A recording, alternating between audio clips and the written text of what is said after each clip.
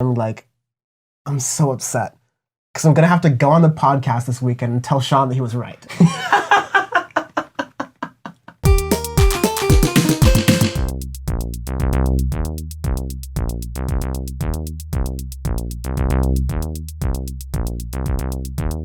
Hello humans and welcome to Audioface. This is a special bonus episode for the 1975 with their upcoming release, Notes on a Conditional Form. We have reviewed the 1975, like who they are, all of their stuff just before the release of Brief Inquiry into Online Relationships, which was released in November of 2018. So we've updated that episode with music. And with music samples, we're going to play that back into the conversation so you can listen along with us. And after that, we will play back one of probably my favorite review of today, which is the Brief Inquiry review, because I get to tell Dan that I'm right. And that never happens in my life. It's happened like 3 times that I had to do that. So it was beautiful. And we have a genuine good music discussion and stuff as always. And then after all that, so Dan will join me to do the Notes on a Conditional Form next episode of Audioface, as long as Maddie doesn't delay it for the 45th time. That episode will be as ready for you as next Monday for you. And here is the episode bonus of the 1975.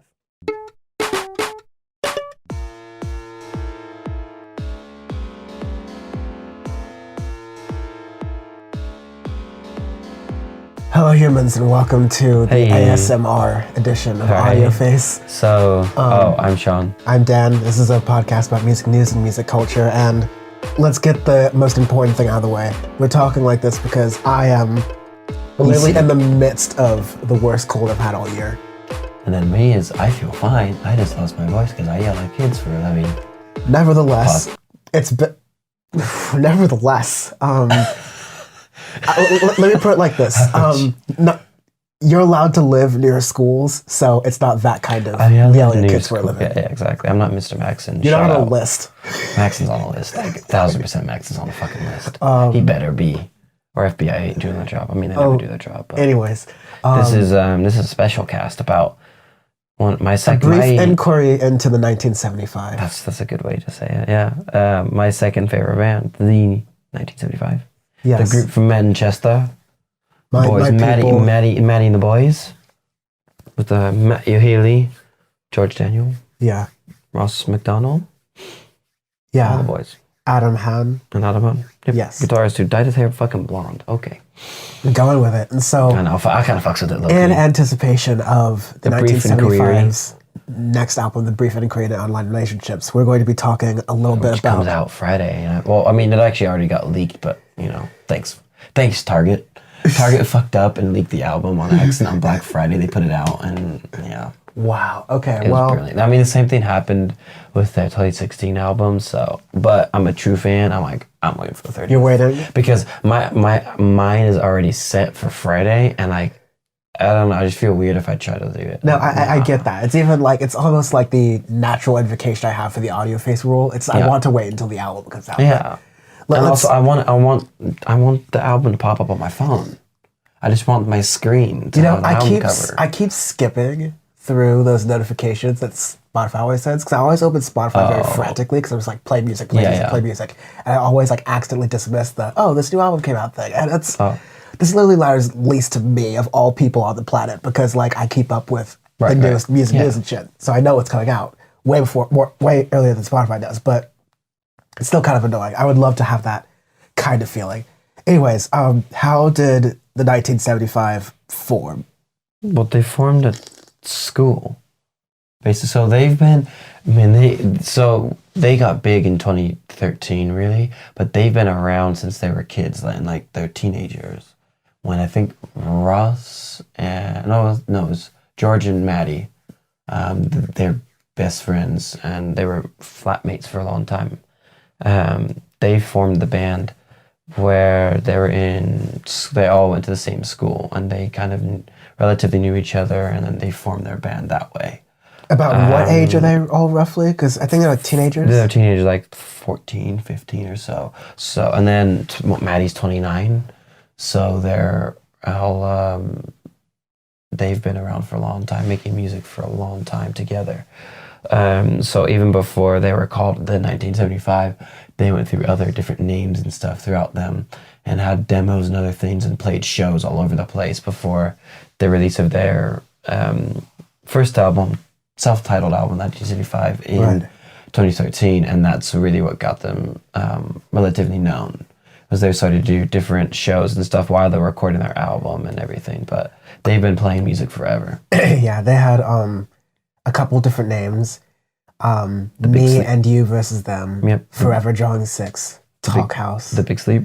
Big Sleep. Drive Like I Do. Drive Like I Do. They settled on the 1975 because as a poem. They found a poetry book that stated 1st of June, the 1975. Yeah, that's what Maddie found one in the attic, and yeah, so that's a big important thing to a bunch of fans in the band, is the 1st of June, the 1975. So that's what the 1st of June was this year. They just announced their Music for Cars, which Music for Cars was an EP that they released before their first album, but this is like a big, okay, this is the new era, because the 1975 goes through eras. Similar to Gorillaz phases. Yeah, exactly. It's pretty similar. So they had like the Black Album era, which is the first album, where they were always wearing black clothing, black and white. Their music videos are like that. It's kind of an era feel.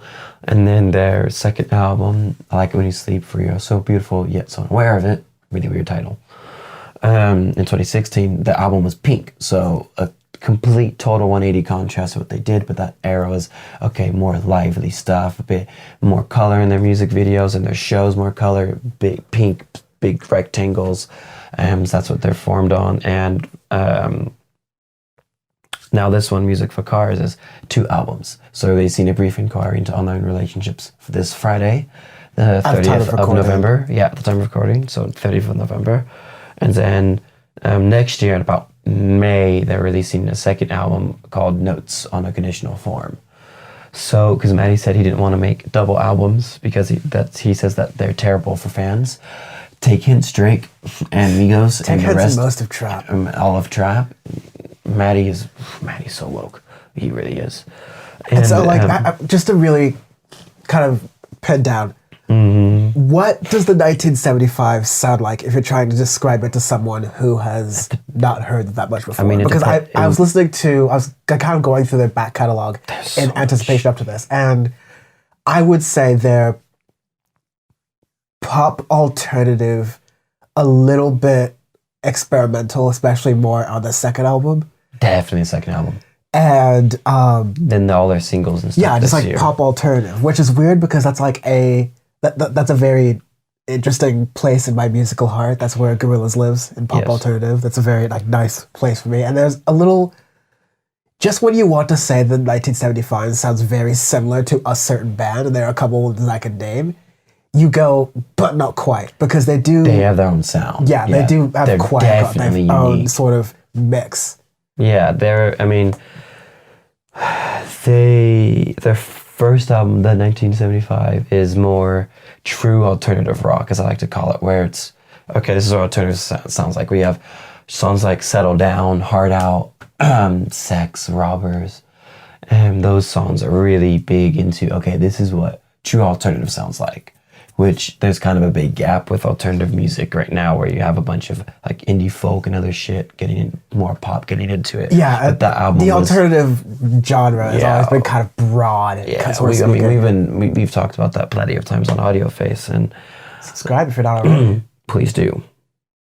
I hope I get hella 1975 fans to listen to this, because I love the community. Our recap episodes are very popular with people. I know all the hashtags for these humans. I'm so down.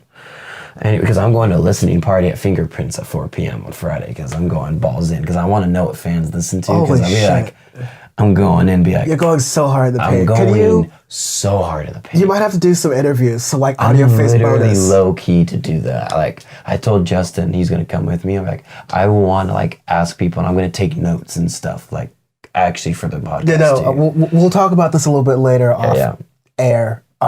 But this will be a very interesting thing for you to do. Because I want to hear what fans' opinions are on it. Because we're the podcast of the people. So if you've wanted to ever assassinate Sean Suarez, you'll be able to do so at Fingerprints in Long Beach this Friday at 4, what'd you say? 4 p.m. Yeah, his face is on the album cover. Shoot straight, in the words of Maxine Waters. Maxine Anyways, Waters. I almost called her Barbara Lee because they all look the same. Anyways. Except the ones on the left is. Just Syndicate 23 political report. Oh God. It was a disaster. Yeah, that was a disaster. We won't talk about that. We'll talk about that later. We'll talk about that for if you know, Sunday. you know. If you know, you know. Yeah. Anyways, so their sound, the Pink album was a big. The second one, which let's get this out of the way.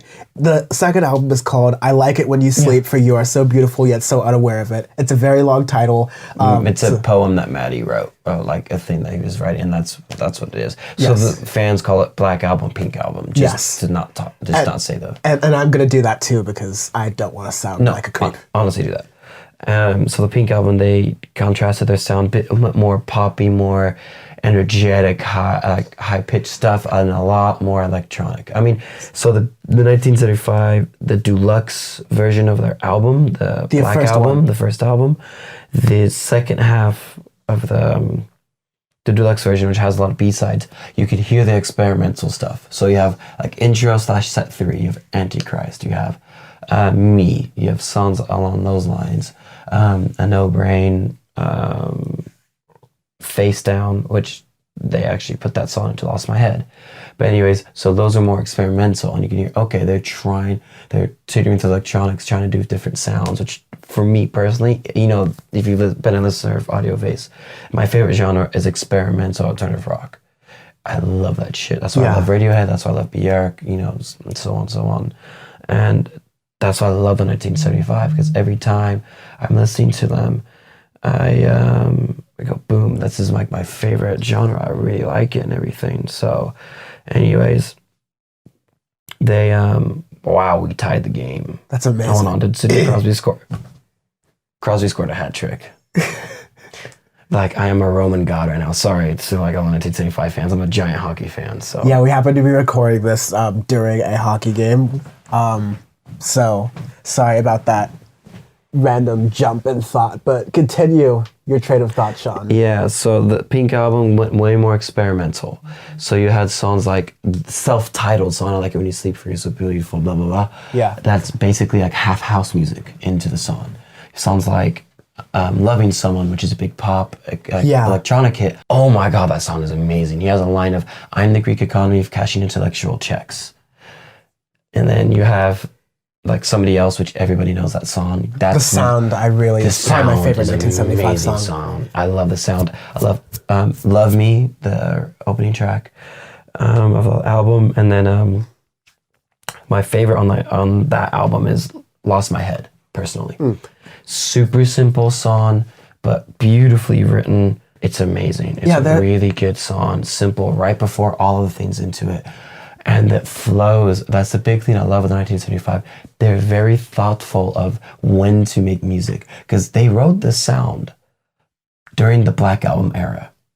But Maddie said, I don't want to be a boy band.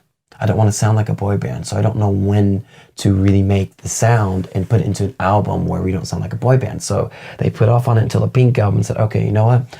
I want to make music I want to make. I don't want to have the pressures of having what people think we sound like, what we should sound like. I want to do what we want to do. And then the sound comes in, perfect time to put it in.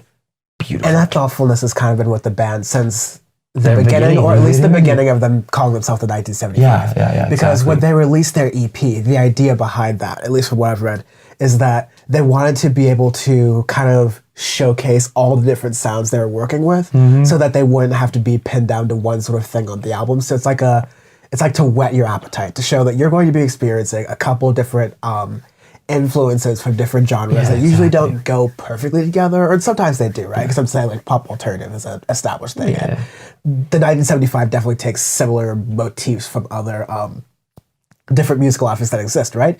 But they do it in their own way, and in a way that's very unique, and it's definitely not something you would usually find on the shelf with your typical pop album. It's got, and so much more depth. Definitely not pop. It's got so much more depth than that. So, and so good. Like that kind of thoughtfulness for how the music consumer actually understands these albums and listens to it and consumes it is the kind of thing that we really search for when reviewing albums, particularly because there is an art to constructing an album from start to finish, and to actually be thoughtful about the songs rather than just putting a bunch of songs on the album because these are the collection of songs you made in this 6-month period of time.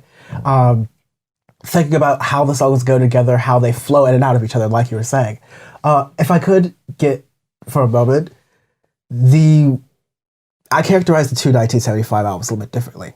I characterize the first one, again, the Gorillaz, comparison is very apt here, but I compare the Black Album very much to Gorillaz' self-titled album, the first one, because both felt that I could hear from both their albums that they're very special from the beginning. Yes. But a lot of times, because they were so new, it felt disjointed. A lot of the sounds felt a little bit like they were there and they were really good, but they were like a little bit out of place so much. I hadn't fully found where they were going.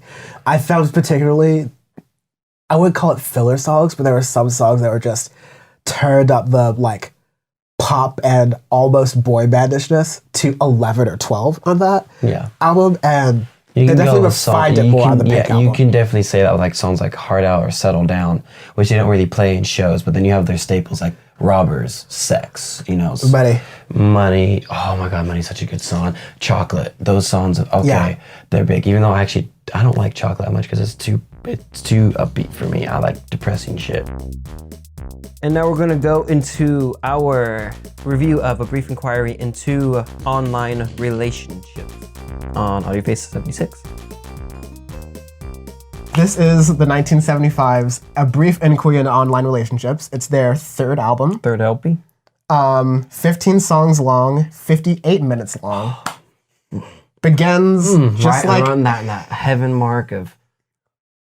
We talked about the 1975 and their history in our bonus episode, Audioface 75 bonus, A Brief Inquiry into the 1975. You know a lot about them. You know what Sean has liked about them. We've picked them for Audioface Song of the Summer with Love It If We Made It. That's definitely going to be on the short list for Song of the Year. Sean, for sure. This is the moment we've all been waiting for. So, how did you like this why album? don't I even start with this fucking album? So, hopefully you've listened to the bonus episode where I give you a brief explanation of the 1975 and why I like them so much. Putting all this content for y'all. So, right, content. So this album, from top to bottom, is definitely their best work, 100%. It's completed. It's new and old at the same time. So what it does is they basically put every genre of alternative music. So you have rock, experimental, pop, all of that into one album, somehow made it coherent and beautiful. I don't know how, but they fucking did it.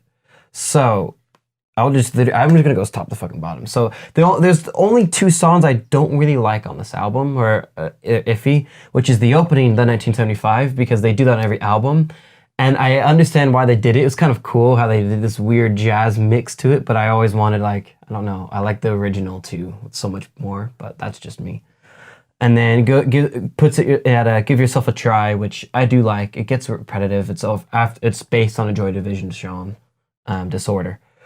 And Two Time, fucking banger. Pop song, really up, lively. When I first heard the song, I hated it, but after the second listen and watching the music video, I go, okay, I understand. It's pretty cool. Music video is pretty woke. The music video. I mean, like all of their music videos are pretty woke. super woke. Actually, they're releasing a music video tomorrow at 9 p.m. Pacific Standard Time. If you're listening to the podcast when it's dropping. Fourth song, available now if you're listening to the podcast any other time. Sorry, Sean, continue. The fourth song, How to Draw / Petrichor. So How to Draw was a bonus track. If you bought the Target edition of I Like It When You Sleep album 2 years ago. By the way, shout out Target. Super shout out Target for having a random song like that. No, shout out Target for leaking the album. Also shout out Target for leaking the album. Thanks, you fucks. But I didn't listen to Leak because true fan. And anyways, so give the 1975 their 45 cents of stream money. Pretty much. Oh, I've given them way. But anyways, How to Draw. So they did it. They redid the song completely, and the second half of the song they made into this house music dance hit, like some, I don't even know, it's like Swedish House Mafia shit or something in the second half of the song, which is.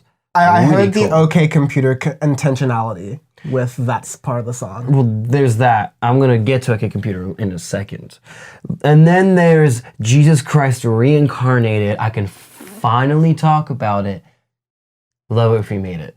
This song is just, it's amazing. It's beautiful. It's really perfect. The perfect fucking song. I don't know how the first time I listened to it in July, I turned it on and I go, okay, just give yourself a try. It was whatever. Put this on, I go, oh my God, this is literally Radiohead good. This is the present tense good. This is House of Cards good. How? Holy shit, the boys from Manchester fucking did it. They actually did it. Be My Mistake is great. Sincerity is Scary is good. I Like America and America Likes Me. Making fun of fucking trap by making a trap song sound good. So they did a snare drum, and I heard snare drum. I'm like, no, and the hi-hat double the thing. hi-hat. I'm like, please don't. And they did. I'm like, wait, they're making fun of America and SoundCloud. I'm like, wait, this is cool. They fuck with Matty Healy's vocals, but he can actually sing, so it sounds good. They auto-tune. Auto-tune it on purpose. I mean, like, there are a lot of artists where, like, even when they're auto-tuned, which is, it's annoying, but they sound good. Like, Sway Lee definitely falls in this category. Sway Lee does that. And then there's The Man Who Married a Robot / Love Theme, which is basically their Fitter Happier on OK Computer. Yes. Which is a little theme of Siri voice popping over a little piano and strings, and it's a big statement against internet and social media and how it. When you reach the time, just pause for a sec. Pause for a sec. If you really look at A Brief Inquiry into Online Relationships, it's very easy to think that it has to do a lot with people and their relationships with each other related to the internet. And there's plenty of that in the album, especially in the first half. But it's also a relationship with people to the internet and a one kind of person relationship. Yeah. And this is where that's really highlighted in a way where this is where, like, I will put one of my critiques of the album. This is where it started to feel ham-fisted with its message.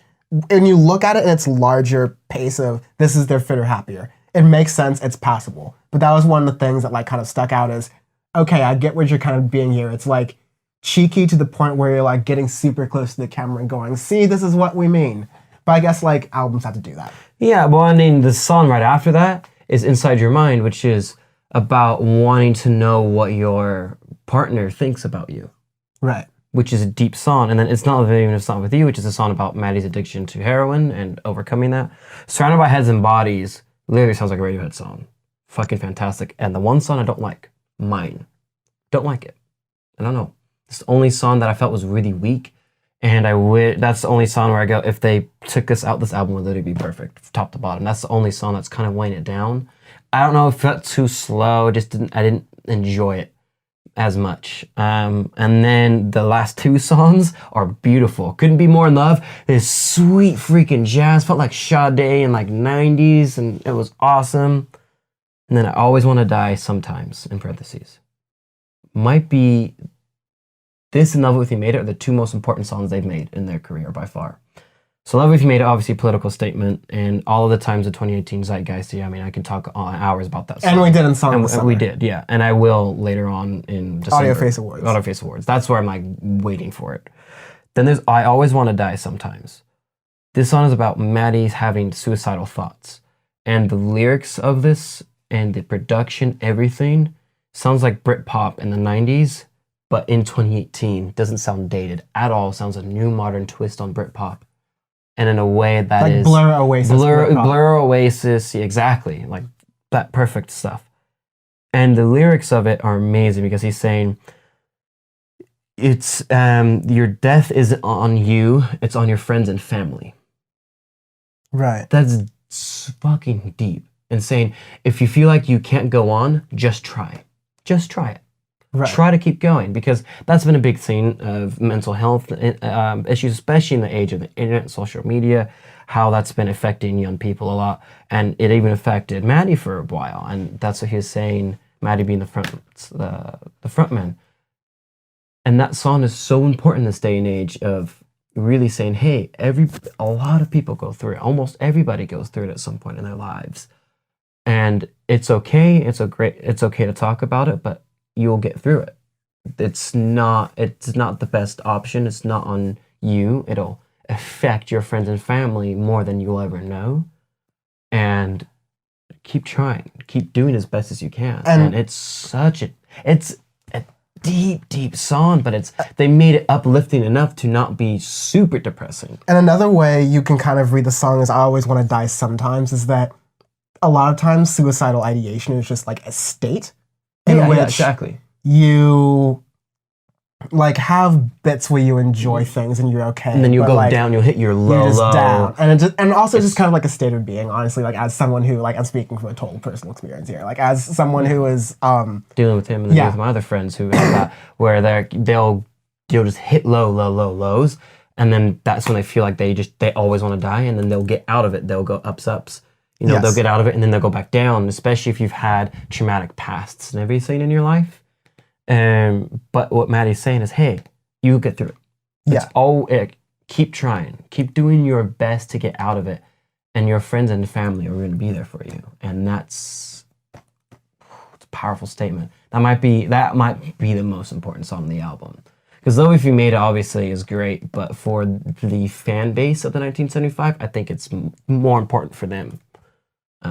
Because a lot of them are very young people who have gone through a lot. So, I mean, top to bottom, this album is Jesus Christ. It's a masterpiece. I don't want to just whack off to them, but I'm extremely critical of bands I like, and I always say things I don't like mine. I just don't like that song. I don't think I will. Maybe I'll open up to it. I mean, I did open up to the King of Limbs, so but wow, hats off, fucking chapeau, boys, good shit. Now I'm very excited because I want to hear you talk. So you gave your take. Here's mine. As I was starting to listen to this album in the beginning, for the 1975, I'm fine with them. I'm a little annoyed that the 1975 is now 3 songs. It's going to be as many songs as however many albums I release, probably. I don't know. Maybe. Well, the point is, if you have a version that's a favorite of this song that you like, it's going to be very annoying to find it on most music apps. Oh, that's very true. So they should really consider, in parentheses, labeling them or something, but I don't know. I know. Whatever. Anyways. No, it's the fucking... It's fine. It's the hipster stuff. It's how they intro this album, so sure. With Give Yourself a Try, that's like how you construct an album if you're doing a whole work. You kind of go with the kind of explosion, this is what you're getting into kind of song. And for that purpose, it goes kind of well. Two Time I actually really enjoyed. I wonder what was the song in the that you wanted me to really listen to see if I would like? I think there's 2. There's Two Time and It's Not Living If It's Not With You. Interesting. It's not living if it's not with you. Yes, I know exactly that song. Those are the 2 I thought you would really enjoy. Two Time, I'm right. Yeah. 2 Time's great. Because it's just like poppy and almost like Damon Albarn-ish. Yeah, it's exactly. kind of construction. It's fun. It's a fun song. It's the kind of song I would think of as a good apology for 2-timing relationships. I'm the kind of person to apologize for that kind of thing. But as the album goes all the way through, to about sincerity is scary. Okay. I was kind of just sitting in my car driving and I was kind of I'm so upset because I'm going to have to go on the podcast this weekend and tell Sean that he was right. And he's going to have this fucking... smug as fuck. He's going to have this smug face. And he's going to just be like this for weeks. It's going to be annoying. And I'm just God damn it. They've made a beautiful album. Now we'll get to my criticisms. That's fine. There's definitely criticism. I think around the middle of the album, it started to get kind of ham-fisted with the point it was trying to make with the overall thing. But I had to catch myself and go, this is a critique I have with a lot of great albums I've liked before, where it's trying to make a point, and sometimes that point is made We both did that with The Moonshaped Pool. Yeah, A Moonshaped Pool. I'm going to talk about this about other albums I'm going to talk about later on. Yeah. But, yeah, it does that in the middle of the album with I Like America and America Likes Me. It's cheeky. I appreciate it, especially just being the person who does this podcast. But exactly. It's definitely 1975 listens to Audioface. 1975 listens to Audioface. We have some geographic metric data, so we know where you live. Thanks, Maddie. And No. What I'm saying is that we have like, so we know we have listeners in England. Shout out to y'all, and apparently some of them are in 1975. We like you too. I actually think my favorite song on the album is Sincerity is Scary. Because I get to be smug and say that funk is back. Well, funk, that's why I knew you would like that song, because it is funky as fuck. When I listen to that single, I go, Dan, you need to listen to the single. You're like, no, I don't. And I go, you're going to love the single. No, I'm not. You're going to love the single. I did it to uphold the integrity of the show to make sure that we weren't dick writing. And you would do the same for me if you knew it. But now that we've listened to the album, I can say that it's a very good song. And I'm going to have to deal with this for like 2 months. You don't understand how it's gonna be like a year. horrible this is. It's going to be like a year. Then they have another album coming out next year too. And if it's another masterpiece, which I low-key hope it's not, because then they're on the Radiohead track. I'm like, I don't want another Radiohead. They're on the Radiohead track right now. I know. Honestly, because if they're on the Radiohead track, that means they're going to have fucking Kid A. And Kid A is... Okay, so hold on. I want to keep going. So let me finish. This is a long-ass podcast. I do think this album is top-heavy, and that's my other big complaint about it. I think all the great songs are, if I stop being nitpicky, inside your mind. I honestly didn't like It's Not Living that much. It's kind of... Inside Your Mind is a... Ooh. It holds... With the guitar? Yeah. It's Not Living If It's Not With You holds the same place in my mind as To Binge does. Like, I appreciate it as a song, but in an album, I don't love where it fits in relation to the album. As far as like how To Binge was in Plastic Beach. I also agree with you that mine, and so that's why like that combination of more things I was able to complain about near the end of the album kind of, I won't say sullied the experience, but it was like, I definitely like, I was very, very happy in the beginning of the album, and then very, very in the middle of the album. But to be clear, this is one of those hmms that is like miles and miles past pretty much anything that's been released this year. Yeah. So now it's just like we're nitpicking. No, we're being super nitpicky because we don't want to seem like we're dick riding. And so, Enemy can go fuck themselves. Because, and this is something that Sean told me about before, Enemy is doing like a lot of articles about the 1975, almost more than they were doing about the fucking Gallagher twins. Twins, the cunts. But you said that the enemy was trashing the 1975 as recently as 2014. They gave him the worst band ever award, and then 2 years later, and now they put their dick back in their pants and said, "Oh wait, I Like It When You Sleep is best album of the year." And now, anytime Matty Healy sneezes, Enemy has 3 articles about it. Seriously, so they can go fuck themselves. Anyways. But they did tell me that they something popped up in their merch. I did buy it, so I gave you. You're at like negative 1,000 woke. I give you a negative 999 woke now. A brief inquiry into unrelated relationships. I'm actually going to break with Audioface tradition and just use a different ranking system because I have a perfect way to explain how I feel about this album. Okay. Brief inquiry into online relationships is 0.95 of a Demon Days. 0.95. So like 95, like 95%. Actually, I'd say no, 0.99% of a Demon Days. That's fucking saying something. Like Jesus. All of the same complaints about being like ham-fisted with its like message and kind of going a little bit too into itself are kind of the complaints I have about Demon Days, but it's still a fantastic album, top to bottom. All right, so now we're gonna have this coming week notes on a conditional form, or as Dan likes to say, notes on a conditional release date. So for those of you who don't know, the original expected release date was May of like 2019 or so, because originally the band said, especially Maddie said that they wanted to release it before the year conclusion of A Brief Inquiry, but that definitely did not happen. Then it got pushed to February of 2020. That didn't happen. It got pushed to April. Didn't happen. Now it's May 22nd, which I'm still not going to hold my breath because I don't trust these guys. But the biggest thing with them was they said that double albums are bad for fans. So they wanted to have enough space now between A Brief Inquiry and this to where they have recorded so much music in the past couple of years where they wanted to make sure that it was good enough. And now I guess they keep delaying it because they've had issues with recording or other stuff. And then the whole yada yada coronavirus shit happened too, so they had to delay it a little bit for that. But anyways, they released a lot of singles. So already half the album is released. You can listen to that, and then the rest of the album will be out. And I will give my opinion on that. As much as I want to talk about the singles, I will wait for my opinion until next Monday for you guys. And yeah, thank you for joining us. So make sure you follow us on all our social medias at Audioface Pod. As always, you can follow me at SW Suarez on Instagram and Twitter. You can follow Dan at Dan from the internet on Instagram and Dan from the web on Twitter, because that's never going to change. And be sure again to listen to our full review of Notes on a Conditional Form. And yeah, because we're going to have a lot to say about that, especially if it being one of my favorite bands. So thank you for tuning in to us, and we'll see you next time. Cheers.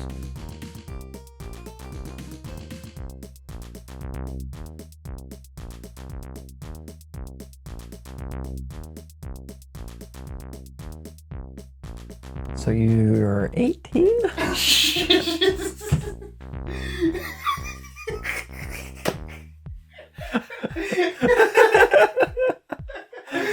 Oh God.